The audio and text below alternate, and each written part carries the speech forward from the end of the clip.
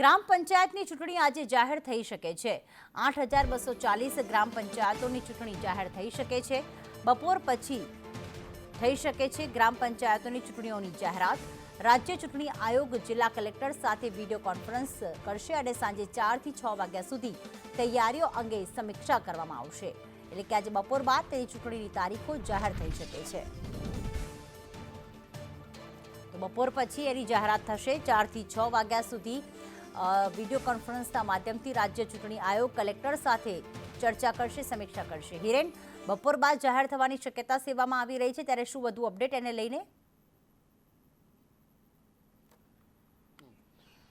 તો રાજ્ય ચૂંટણી આયોગ દ્વારા બપોરે 4 વાગ્યાથી લઈ અને 6 વાગ્યા સુધી તમામ જિલ્લા કલેક્ટરો સાથે એક વિડીયો કોન્ફરન્સનું આયોજન કરવામાં આવ્યું છે, જેમાં 8420 જેટલી ગ્રામ પંચાયતોની સામાન્ય ચૂંટણી, પેટા ચૂંટણી અને મધ્યસત્ર ચૂંટણીનું આયોજનના સંદર્ભે આ બેઠક થઈ રહી છે।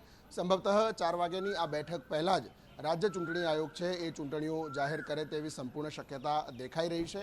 આજે ચૂંટણી જાહેર થાય છે તો 2 વિધાનસભાની પેટા ચૂંટણી પછી તરત જ જે રવિવાર આવે છે એ રવિવાર એટલે સંભવતઃ 21 અથવા તો 22 જૂનના રોજ મતદાનની પ્રક્રિયા આ તમામ ગ્રામ પંચાયતોમાં યોજાય તેવી પ્રાથમિક શક્યતા અત્યારે દેખાઈ રહી છે।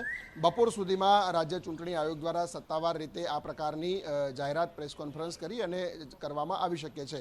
આજે અથવા તો આવતીકાલે આ બેમાંથી કોઈ પણ એક દિવસ, પરંતુ આજે શક્યતા આ ચૂંટણી જાહેર થવાની વધુ દેખાઈ રહી છે। કલેક્ટરો સાથેની વિડીયો કોન્ફરન્સ પહેલાં જ આ બેઠક જે છે એ બોલાવવામાં આવશે અને તેની તૈયારીઓ અંતિમ ઓપ આપવામાં આવી રહ્યું છે।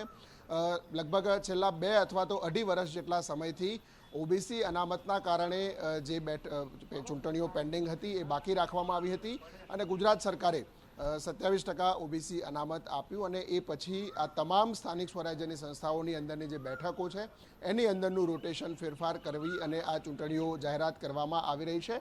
સંભવતઃ બપોર સુધીમાં આ અંગેની સત્તાવાર માહિતી આવી શકે છે।